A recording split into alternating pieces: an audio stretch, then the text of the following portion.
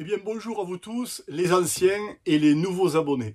Ce petit préambule pour vous présenter cette nouvelle vidéo sur l'aménagement de mon local professionnel et aussi pour vous dire, compte tenu de la longueur de la saga, que je vais essayer quand même d'intercaler des vidéos du temps présent, dont des réalisations entre autres de cet escalier hélicoïdal et en même temps peut-être d'autres réalisations qui font mon quotidien. Je vous laisse regarder cette vidéo, enfin ce diaporama animé et commenter. Ça vous apporte, je pense, quand même pas mal d'informations parce que sur le diaporama, ça me laisse le temps de mettre en place un texte en voix off et j'essaie de vous dire le maximum de choses en matière d'information et ce qu'il faut savoir pour réaliser une construction ossature bois. Je vous laisse visionner cette vidéo et je vous retrouve à la fin pour la conclusion comme d'habitude. Bon visionnage. Et voilà, pour faire suite à cette introduction, me revoilà sur le chantier. Et tu peux maintenant voir l'organisation des dalles de plancher sur l'ensemble de la surface. J'ai volontairement croisé le sens de pose sur la moitié de la surface pour donner plus de force à l'effort au vent. Je les ai posés dans ce sens, sur la moitié du bâtiment, et dans l'autre sens, sur l'autre moitié. Bien sûr, les poutres, elles aussi, ont changé de sens. Cette première couche d'étanchéité de couleur blanche fait ressortir chacune d'elles. En prolongement de mon bâtiment, sur le chantier, juste à côté, les équipes du supermarché s'activent et la structure en béton est dressée. De mon côté, je suis obligé de revenir sur le poste point d'alimentation électrique à la demande du fournisseur. Il faut mettre en place à l'aplomb de chaque point de livraison une colonne en béton pour garantir la non-combustion du support en cas de surchauffe. Après les avoir coulés, je les ai plâtrés à l'aplomb des 3 points de livraison dans chacun des bâtiments. Pour l'instant, le lot juste à côté n'est pas encore vendu. Je ne connais toujours pas mes voisins. EDF est venu placer le local technique pour l'alimentation de la zone avec un transformateur en 20 000 volts. C'est sur ce transformateur que je serai branché. Allez, je peux enfin revenir sur les murs de l'étage et le principe reste le même. Je travaille toujours suivant mes plans que j'ai réalisés au millimètre. Comme en rez-de-chaussée, j'ai posé par vissage ces pièces de bois d'ossature en 45-145 par 5,40 m de long, vissées sur le champ pour éviter le glissement au levage et apporter du raid supplémentaire après dressage.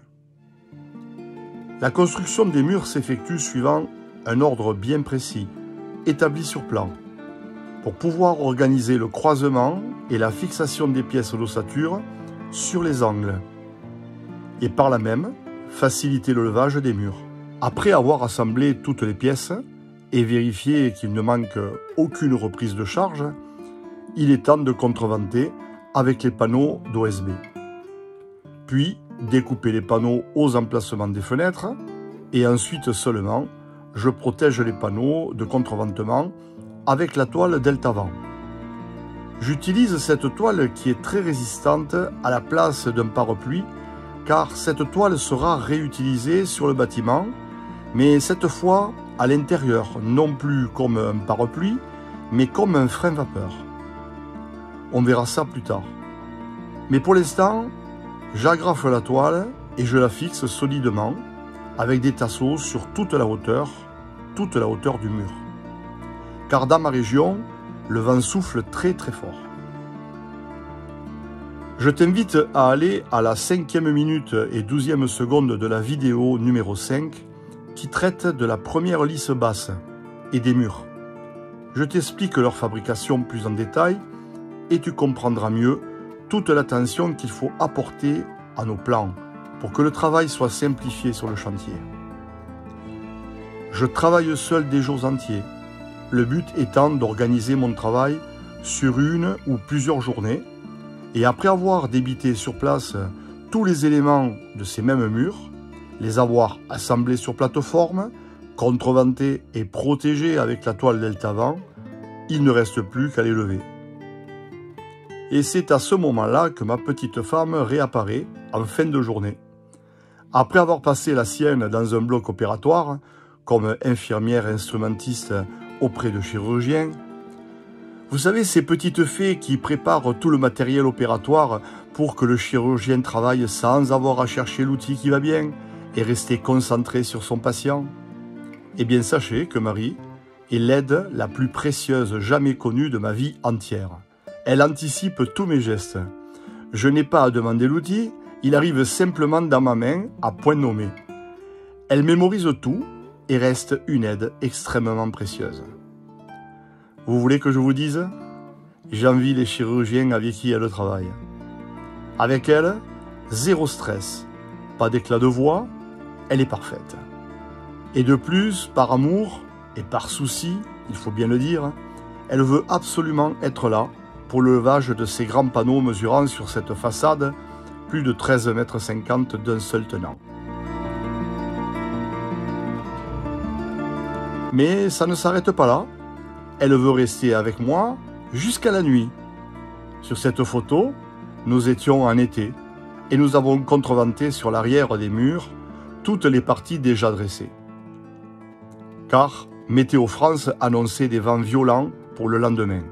Au final, nous avons quitté le chantier vers minuit. Quand je vous dis qu'elle est exceptionnelle, je ne vous mens pas, je vous amène à la preuve. Le lendemain matin, j'ai vérifié toutes les fixations et j'ai consolidé les écharpes.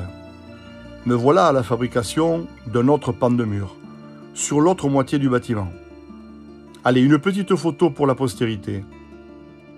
Et me voilà au dressage du mur intermédiaire, puis du mur de la façade arrière. Sur cette vue, le chantier ressemble à un décor de cinéma. Mais je vous l'assure, ce n'est pas du cinéma. Après ma journée, je suis revenu très tard sur le chantier pour contrôler mon travail sous la pression du vent.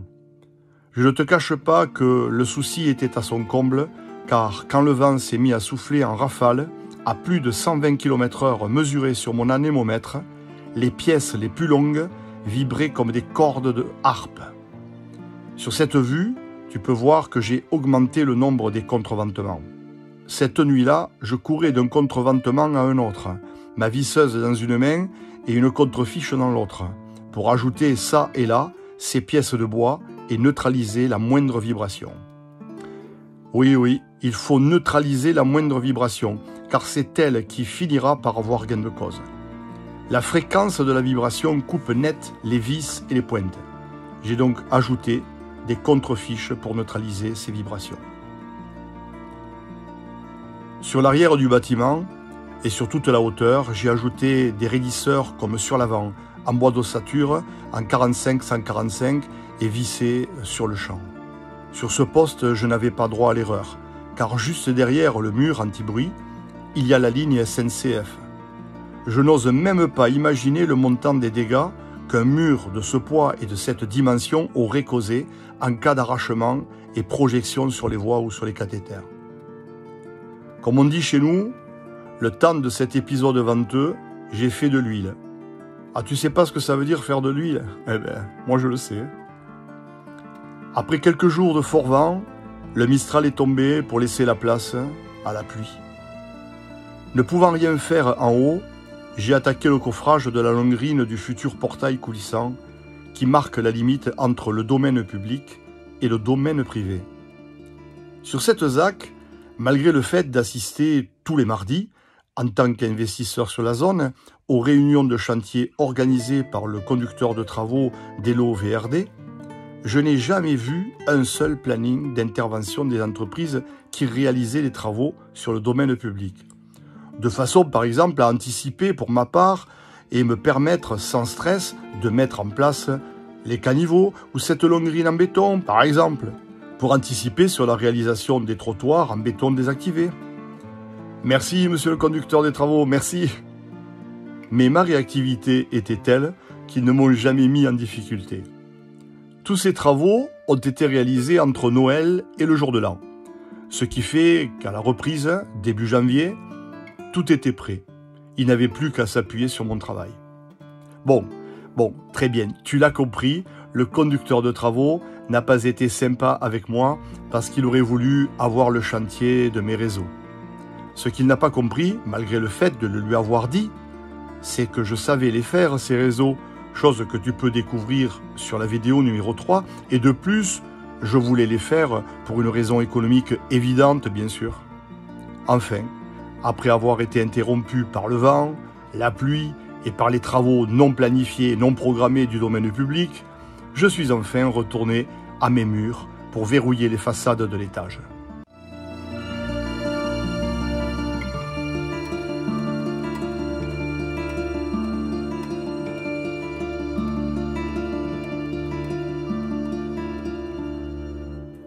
Et bien me revoilà, c'est la fin de cette 11e vidéo et j'espère qu'elle vous a plu.